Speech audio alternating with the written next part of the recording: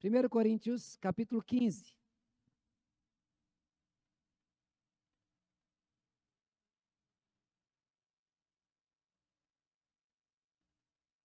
Nós leremos 2 versículos. Primeiro, versículo 19, depois o versículo 58. Vamos ler juntos o versículo 19. Vamos lá?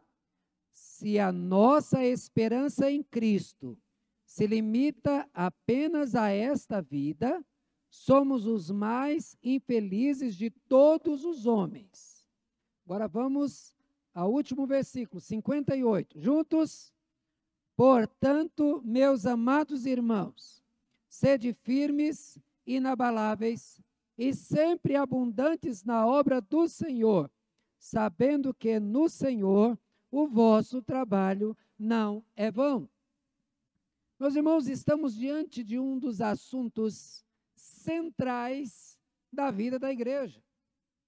Quando nós falamos de ressurreição, não falamos apenas de um dia depois do sábado da aleluia. Não é de um dia onde as pessoas doam chocolate, ovos de chocolate. Não estamos falando de um dia para reunir a família para poder almoçar junta. Não estamos falando de um dia ou de uma semana dos quais a igreja tira para ter os seus acampamentos, os seus retiros espirituais. Quando nós falamos de ressurreição, nós falamos do alvo, do centro da nossa esperança. Nós falamos da certeza que temos de que a nossa vida, ela não se limita a esta vida. Meu irmão, se você tem a tua esperança em Cristo nessa vida, a Bíblia diz que você é o mais infeliz dos homens. Porque se você quer e a tua esperança de bênçãos de Deus se limita a esta vida, você vai buscar em Deus ter a tua saúde. E isso não é errado. Não é errado pedir a Deus a cura da saúde, ou a cura da enfermidade, orar a Deus pedindo saúde. Não é errado, porque só Deus é que pode nos dar. Mas se a tua esperança é só ter saúde, você é um infeliz, porque você vai morrer.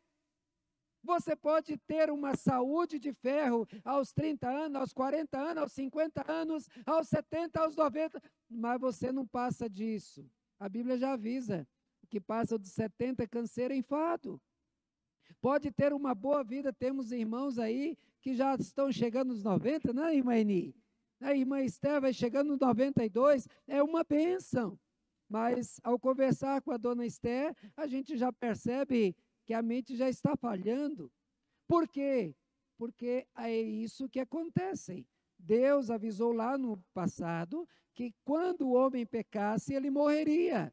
E como consequência do pecado veio a morte. Então nós não podemos ter a certeza ou a nossa esperança de que vamos viver sem problemas nenhum, sem nenhum problema de saúde. Porque nós vamos ter problemas de saúde sim. Quantos irmãos são internados? Quantos irmãos têm que fazer tratamentos? Eles estão em pecado por isso? Não. Eles estão sofrendo aquilo que a humanidade sofre. Sofre pelo seu pecado. Mas se a tua esperança em Cristo é ter uma vida financeira saudável, farta, eu digo para você que você é o mais infeliz dos homens. A Bíblia nos avisa no livro de Provérbios que aquele que deseja o dinheiro nunca se farta. Você já viu um rico satisfeito? Ele tem carros, ele compra outro carro. Está satisfeito? Não, ele troca de carro e compra mais carro. Ele compra uma casa, fica satisfeito? Não, ele compra outra casa e mais casa, e compra fazenda, e compra isso, e compra aquilo. E aquelas pessoas que colocam a esperança em Cristo apenas a essa vida, começam a fazer promessas, começam a fazer campanhas, começam a dirigir a sua atenção apenas para conseguir prosperidade. Mas uma pergunta que eu digo, quando você fechar os teus olhinhos, você vai levar o quê? Tem um ditado que diz, eu nasci nu, pelado e careca. Estou no lucro, porque eu não vou levar nada. Você não leva nada nessa vida. Então imagina se o que você espera de Cristo é você ser rico. E se que você morre, você não leva nada. Então a Bíblia diz: você é o mais infeliz de todos os homens. Porque a esperança em Cristo não pode estar ligada a esta terra e nada que essa terra dê. Você pode achar, então, que você pode ter em Cristo, que você pode esperar ter nessa vida todos os prazeres possíveis. Nós temos o exemplo de Salomão, que no livro de Eclesiastes ele diz: eu dei ao meu coração todo o prazer. Eu dei ao meu coração a delícia dos homens, mulheres e mulheres. E ele arrumou uma mulher, e 2 mulheres, e 300 mulheres, e 700 concubinas. O homem tinha 1000 mulheres. E ele vai escrever o livro de Cantares, falando da sua paixão por uma mulher que ele nunca pôde ter. Ou seja, que infelicidade de um homem, que deu a si todo o prazer que o mundo poderia dar, mas ele morreu infeliz, porque ele não conheceu o amor, ele não pôde amar a mulher que ele tanto queria. Será que adianta desejar? Será que Cristo vai dar para você o prazer de acordo com o mundo? Não. Mas a palavra de Deus diz que Deus ele quer que você tenha prazer com a tua mulher, desgoza a vida com a mulher da tua mocidade, sacie-te em seus seios.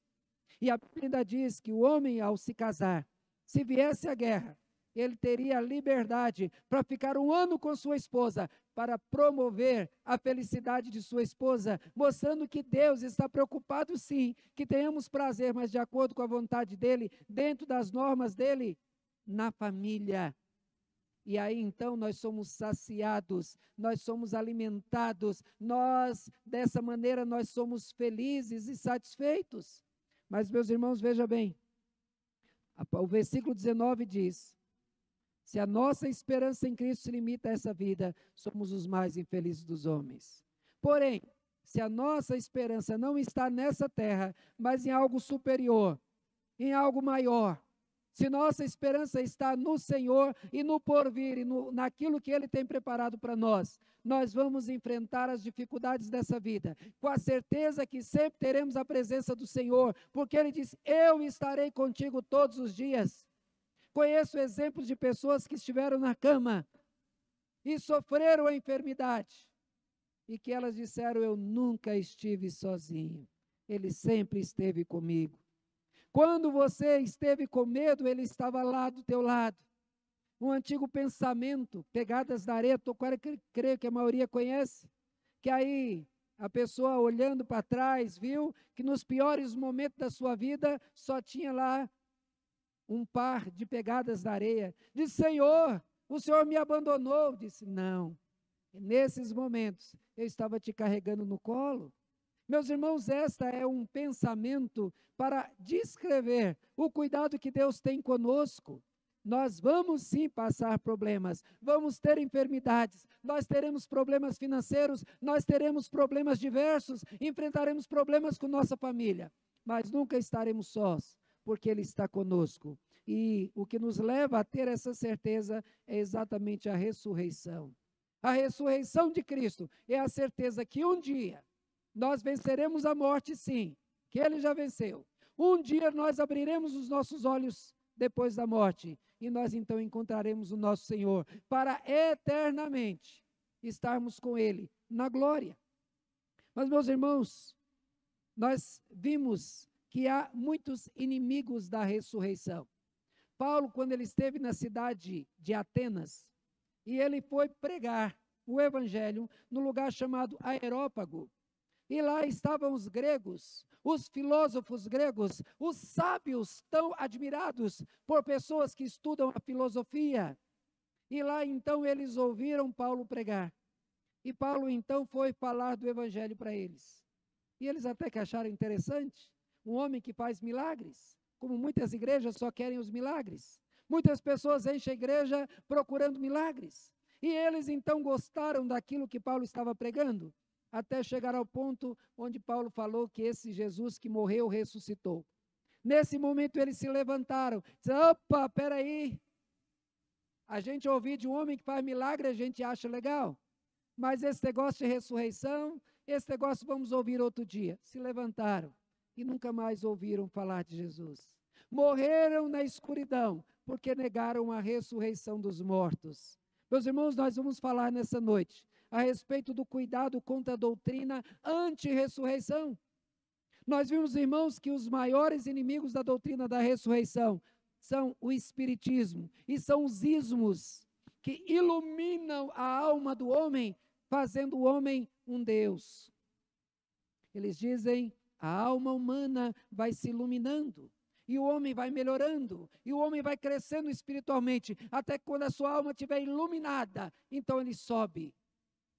Meus irmãos, a Bíblia não diz isso. Ela diz que o homem é pecador.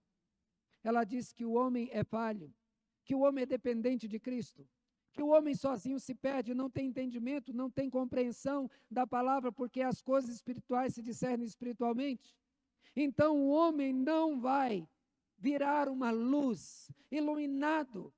A Bíblia diz que o homem morre, e que depois da morte só ele vai ver o juízo de Deus. Hebreus 9, 27, está ordenado ao homem morrer apenas uma vez, depois disso o juízo eterno.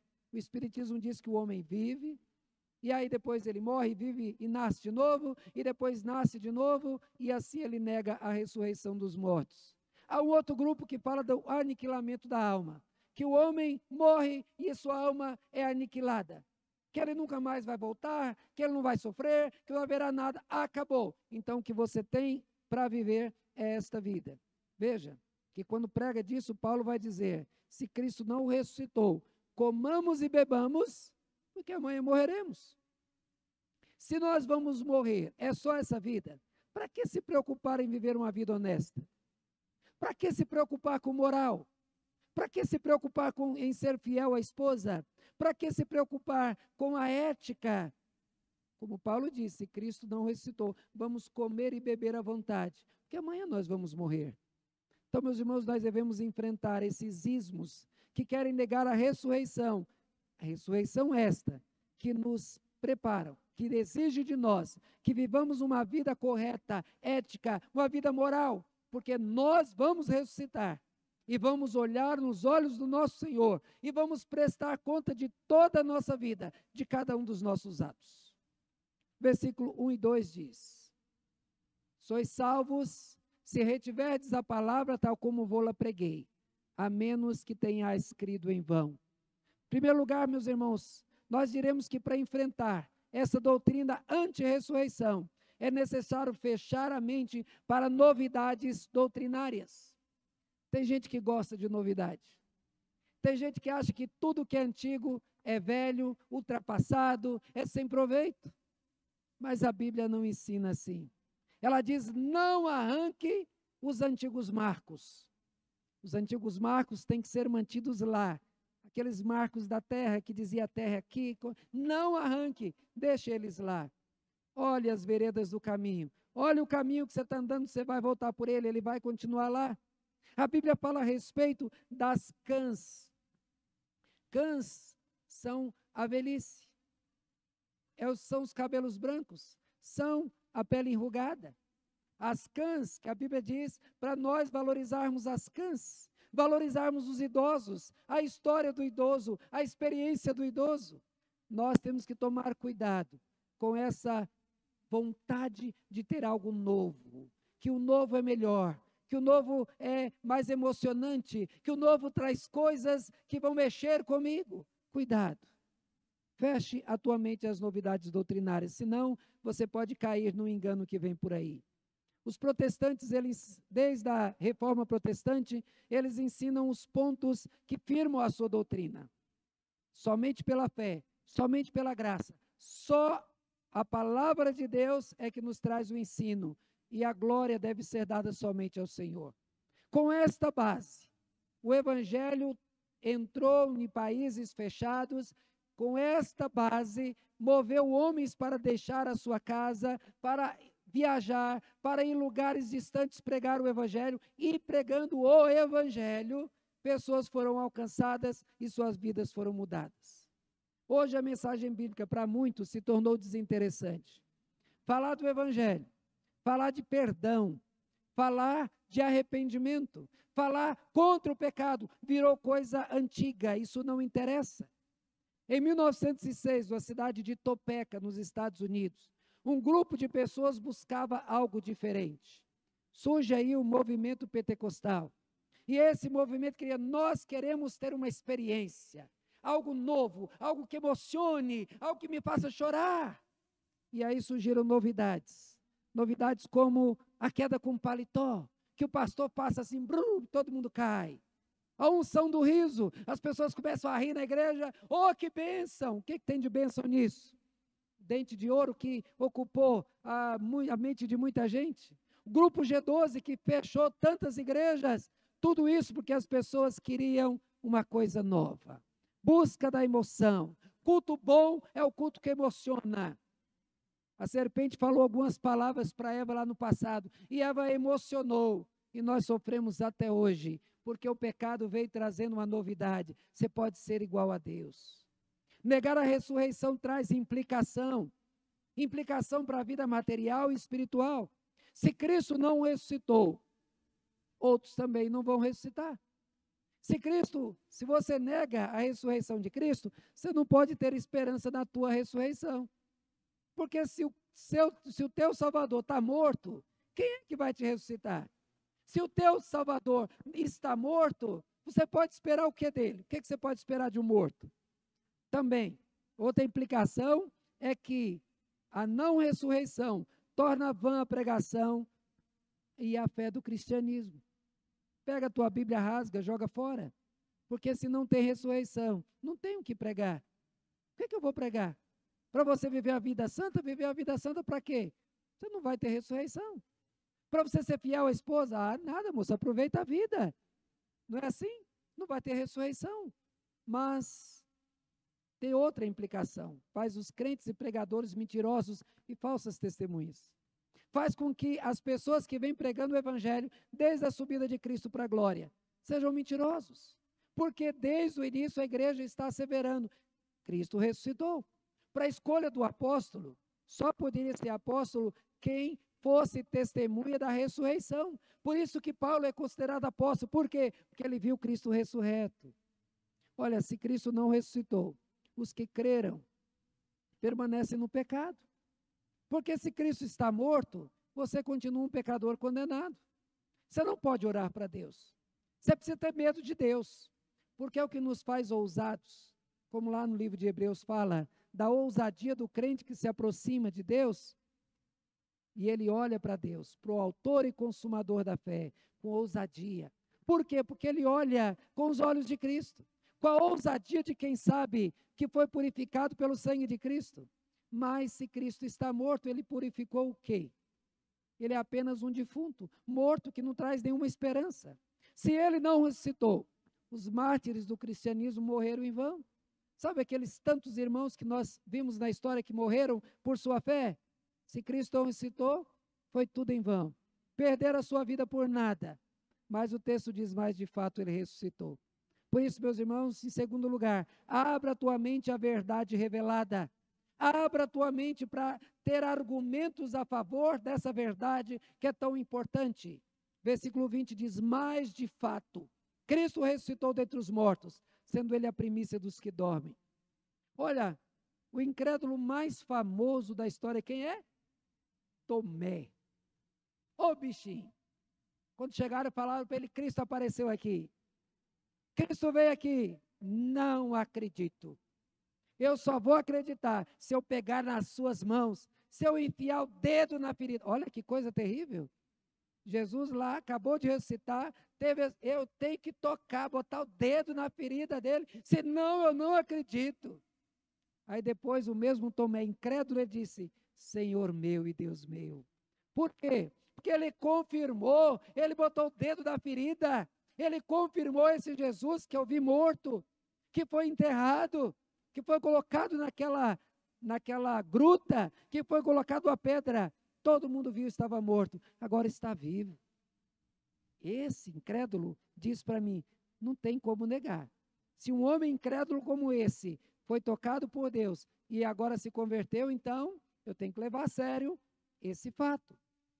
Os discípulos de Emaús eram pessoas conhecedoras da verdade. Tanto que quando Jesus vai caminhando com eles, Jesus pergunta alguma coisa e eles falam tudo. De fato, Jesus disse que ressuscitaria. De fato, ele disse isso. Aí depois, então, que Jesus se revela para eles, não é verdade? Quando ele falava, ardia os nossos corações, e esses homens que estavam voltando para casa desanimados, eles voltam imediatamente, no meio da noite, e correm à procura dos discípulos para dizer, ele ressuscitou. A cidade de Cafarnaum não viu milagres por causa da sua incredulidade. Não creram no Senhor. Jesus diz que Sodoma e Gomorra e a rainha do sul serão juízes. Porque quando Salomão ensinava, a rainha do sul foi até ele para ouvir a sabedoria. No entanto, Jesus é maior do que Salomão e não creram nas suas palavras. É impressionante como é que essa sociedade é. Eles acreditam cegamente numa notícia que é dada no Jornal Nacional. Pegam um jornal e, nossa, que coisa, aconteceu isso e isso. Aquilo é mentira, mas eles acreditam prontamente. E quando vem a verdade da palavra, isso aqui é invenção. Um livro como a Bíblia, comprovadamente verdade, e as pessoas preferem negar. Notícias absurdas são dadas como verdades, são reeditadas e as pessoas acreditam. Darwin, porque ele viu lá que um passarinho tinha um pé rosa e que o outro tinha azul, diz, isso aí é evolução. E aí criou a sua teoria da evolução e as nossas escolas tiraram, proibiram que se falasse do Deus Criador para pregar a teoria, que continua sendo teoria de Darwin. Mas o texto diz, é fato. Contra fato não há argumento. Fato é prova. Meus irmãos, vejam, se alguém matou, uma pessoa morreu, aí chegaram lá duas testemunhas dizendo, eu vi aquela pessoa matando. Pergunta para o outro, você viu? Eu vi. Quem que matou? Foi aquela pessoa, pronto. O juiz vai decretar a prisão daquele homem pelo testemunho de duas testemunhas. Mas veja bem, Jesus não apareceu apenas para duas. Jesus não apareceu só para os seus apóstolos. O texto diz que ele primeiro apareceu a Pedro.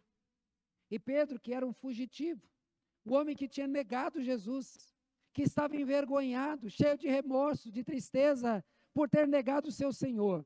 Depois Pedro apresenta um orador corajoso, diante do tribunal, ele estava lá, falando a verdade. Uai, mas que mudança foi essa? Como é que houve essa mudança para Pedro? É porque ele viu, o Senhor estava vivo. A ressurreição transformou. Jesus apareceu para mais de 500 testemunhas. Não eram duas, eram 500. E Lucas diz, e elas estão vivas. Se você quiser perguntar para elas se elas viram Cristo vivo, vai lá, elas estão vivas. Não foi uma ilusão coletiva. E aí diz também que ele apareceu para Tiago. Esse Tiago é o filho de Maria, irmão de Jesus.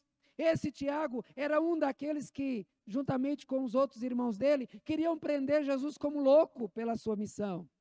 No entanto, esse Tiago, que Jesus foi ao encontro dele, ele escreve a carta de Tiago, chamando Jesus de Senhor.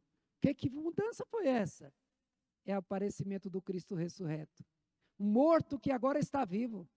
Não tem como negar a autoridade dele. Não tem como negar que tudo que ele ensinou é verdade. Ele esteve morto, mas ele é Senhor da morte, ele está vivo. O irmão de Jesus se converteu, se tornou líder da igreja em Jerusalém, e agora convertido, ele se entrega, passou a ser conhecido como Tiago, joelho de camelo, o homem de oração que tinha os seus joelhos calejados de orar, e que acabou morrendo na defesa do evangelho. Morreria pelo seu irmão? Só por quê? Porque ele foi morto injustamente? Não, mas porque ele viu ele vivo. Os apóstolos, eles viram Jesus. Os crentes antes medrosos, vocês lembram? Quando Jesus foi preso, quantos que ficaram com ele? Nenhum. Todo mundo fugiu. Mas agora, depois de Cristo ressurreto, eles aparecem no templo, reunidos, louvando a Deus, corajosos, cheios do Espírito Santo, porque Cristo está vivo. Paulo, que ele diz, eu não posso ser considerado apóstolo. Por quê? Porque eu fui perseguidor da igreja. Mas acontece que Paulo teve um encontro com Cristo que antes esteve morto. agora que vive, e o fato dele encontrar Cristo ressuscitado fez com que o homem que perseguia a igreja se tornasse perseguido pela fé que antes ele perseguia. Veja, irmãos, que essa transformação é como se chegasse um grande homem religioso, grande herege, de repente se curvasse e começasse a pregar o evangelho. É isso que aconteceu com Paulo, se tornou defensor e mártir. Diante de tantos fatos, como negar? Sacerdotes inventaram que que os seguidores de Jesus, eles subornaram os soldados e pegaram o corpo de Jesus e esconderam, para poder dizer que Jesus ressuscitou. Mas é interessante. Pode até parecer verdade isso, né? Porque eles tinham algo, eles queriam criar uma religião. Não, eles não queriam criar uma religião. Mas o mais impressionante é crer, quem quer crer nesse argumento, é ver os apóstolos morrendo por uma mentira. Quem morreria por uma mentira? Pois eles morreram, deram sua vida por esta verdade. Eles divulgaram a verdade. Mentiras podem ser atrativas durante um tempo, mas passam. Mas em terceiro lugar, nós veremos que o que negam a ressurreição, eles se contradizem. No seu comportamento eles se contradizem, na sua palavra se contradizem. Versículo 29 diz, de outra maneira, que farão os que batizam por causa dos mortos? Se absolutamente os mortos não ressuscitam, por que se batizam por causa deles? Havia, naquele lugar, pessoas dizendo que Jesus não ressuscitou, que era mentira. E aí, essas mesmas pessoas, elas estavam se batizando pelos mortos. Eu não quero que o meu avô vá para o inferno. E quando o meu avô morreu, ele não conheceu Cristo. Então, o seguinte, vá lá na igreja e pede para o pastor batizar em nome do meu avô que já morreu. Ah, mas a minha tia também morreu sem Cristo. Vai lá e o pastor então batiza em nome daquela pessoa que morreu. Mas peraí, isso é contradição. Dizer que não acredita na ressurreição, mas batizar uma pessoa para que quando ela for ressuscitada, que ela vá para o céu.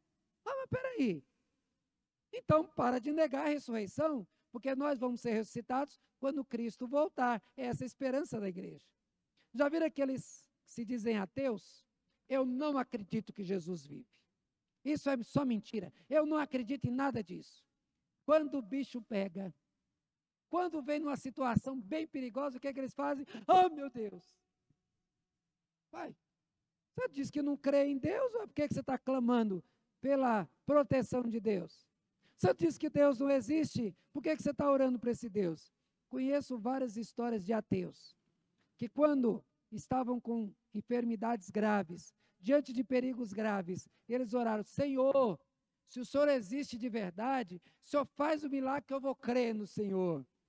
Deus não tem que fazer milagre para crer. Se você não quer crer, azar é teu. Se você quer se manter de coração duro, o problema é teu. Porque quando Cristo voltar, Ele não vai perguntar, você não quis crer em mim? Por quê? Crê, eu vou te dar uma nova chance. Não. Você será julgado e condenado a passar a eternidade no inferno, porque não quis crer em Cristo. Quem não quer crer, quem se rebela contra Deus, vai para o inferno. Mas esses mesmos que se contradizem ao dizer que Cristo ressuscitou, são os mesmos religiosos. Meus irmãos, é necessário crer com o coração e confessar com a boca. Mas muitos confessam com a boca e negam com as suas atitudes. É isso que eles fazem. Por exemplo, a Semana Santa é a semana mais contraditória para esses que dizem ser homens de fé. A Quaresma é a semana especial de dedicação. Não pode varrer a casa. Na sexta-feira da Paixão não pode comer carne. Não pode um monte de coisa. Você vai ver que é o seguinte, os botecos fecham as suas portas porque ninguém bebe na sexta-feira da Paixão. Né? Você olha assim, mas e o sábado? Sábado é dia de quê? Sábado é dia de malhar o Judas. É o dia de bater no boneco, dar pancada no boneco, porque o boneco lembra Judas que traiu Jesus. É o dia de encher a cara de cachaça. É o dia de roubar galinha para comer com farofa e cachaça. É o dia que mais quem cria galinha sofre. Eu vou lá, vou até olhar as minhas para ver se estão todas lá. Porque eles vão roubar a galinha para comer com cachaça. Mas espera aí. Ontem não era o dia que não podia nem comer carne, agora eu posso roubar? Que contradição. Veja, meus irmãos, é isso. Será que eu posso seguir o pensamento destes homens que defendem dessa maneira ao proibir, como Jesus chama os religiosos da sua época, de hipócritas? Porque eles proibiam que os outros, e cobravam dos outros, mas eles mesmos não faziam nada daquilo. Que contradição. Veja, os crentes que dizem crer na ressurreição, mas têm pavor da morte. Você não vai ter prazer na morte. Ô, Senhor, eu quero morrer. Não. Mas espera aí. Se você morrer, quem é que pode te matar? Satanás, quando quis matar Jó, ele conseguiu? Deus não permitiu. Quem é que pode matar? É Deus. Eu acabei de receber uma mensagem de um amigo meu lá da Bahia, que nesta madrugada, um primo dele se lembrou que ele tinha deixado uma bomba ligada na fazenda, e ele foi lá desligar. E aí estava demorando muito, a mulher dele falou que o seu irmão fosse lá para ver, porque ela estava muito preocupada. Quando chegou lá, ele estava preso no fio de energia, em pé, morto e em pé. Nem cair, caiu. Mas a família não está desesperada, está triste. Porque diz, ele era um crente, temia o Senhor. Meus irmãos, nós temos que parar de ter medo da morte. Nós temos que parar de falar da morte como sendo a pior coisa que pode nos acontecer. A Bíblia diz que coisa pior é a segunda morte, é ser lançado no lago de fogo. Mas a morte não, porque depois ressuscitaremos. Você está vivo, você vai morrer. O seu pai vai morrer, a tua mãe vai morrer, os teus filhos vão morrer. Mas aquele que tem esperança em Cristo não entra em desespero com a morte. Me chamaram de duro porque meu pai morreu, eu não chorei. Eu não vi motivo de choro pela morte do meu pai. Meu pai foi um homem temente a Deus, amava a Deus, serviu a Deus a vida inteira. Morreu aos 80 anos de idade, com todo o cuidado necessário. Deus o levou para a glória. Eu vou me rebelar contra Deus porque levou meu pai? Não, não posso. E nem você pode ter medo da morte, e nem temer a morte dos que você amam, porque se amam a Cristo, eles vão para os céus, e quando Cristo voltar, nós vamos encontrá-los. Muitos se rebelam contra Deus quando perdem seus entes queridos, principalmente quando é pai que perde filho, mãe que perde filho, se desespera, mas por que Deus permitiu? Você não sabe, os pensamentos de Deus são maiores do que os teus, você nunca vai ter a resposta.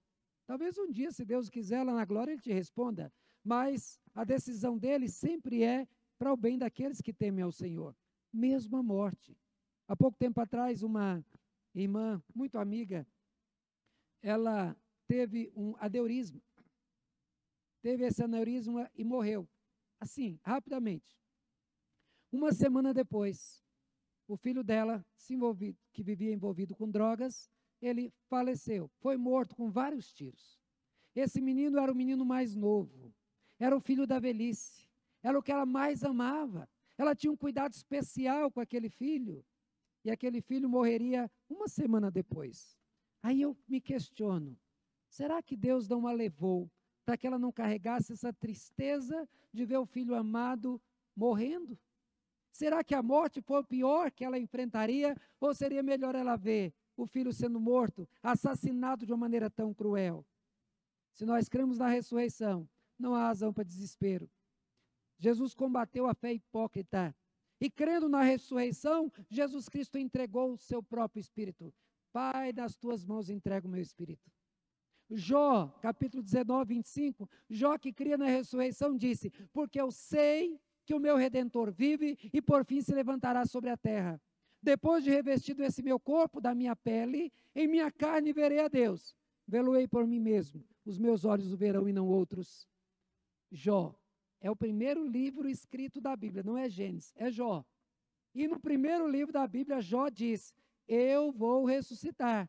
Depois de revestido este meu corpo da minha pele, em minha carne eu verei a Deus. Eu verei por mim mesmo, os meus olhos o verão e não outros.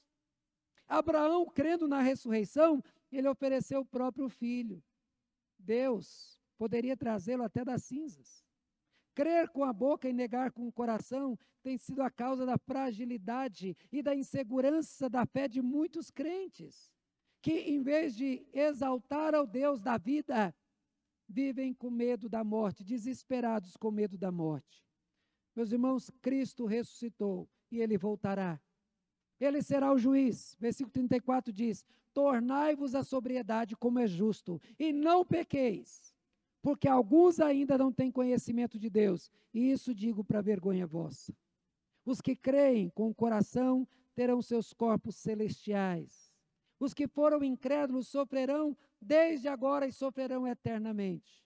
O texto diz: sofrerão penalidades de eterna destruição, banidos da face do Senhor e da glória do seu poder. Cuidado, cuidado com as doutrinas anti-ressurreição. Feche a tua mente às novidades doutrinárias. Elas são perniciosas, elas são criadas por mentes carnais e pecaminosas que querem levar você juntamente com eles para o inferno.